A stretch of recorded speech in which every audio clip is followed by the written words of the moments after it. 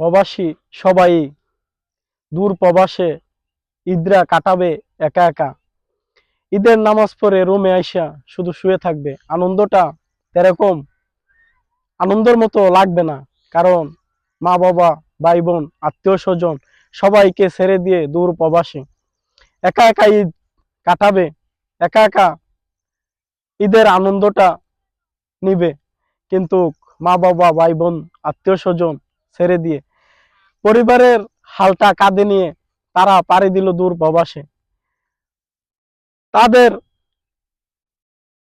পরিবার যেন ভালো থাকে, হাসি খুশি থাকে, এবং কি পরিবারকে ভালো রাখার জন্য, পরিবারকে হাসি খুশি রাখার জন্য, পরিবারের আনন্দ দিকে তাকিয়ে তারা তাদের আনন্দ মাটি দিয়ে দিছে, তাদের আনন্দ তারা উৎসাহ করে দিছে, তাদের আনন্দ তারা ছাড়িয়ে দিছে শুধু পরিবারের মুখে হাসি ফুটানোর জন্য। তো দোয়া রইল সকল প্রবাসীদের জন্য, তারা যেন এক সময় দেশে ফিরে এসে পরিবারকে এবং কি মা বাবা, আত্মীয় স্বজন সবাইকে সাথে একসাথে নিয়ে ঈদরা করতে পারে এবং কি ঈদরা কাটাইতে পারে। আমি স্বজন সেই দোয়া, সেই কামনাই করি প্রবাসী সকলের জন্য, তারা যেন দেশে ফিরে এসে মা বাবা সবার সাথে আনন্দের সহিত ঈদ কাটাইতে পারে।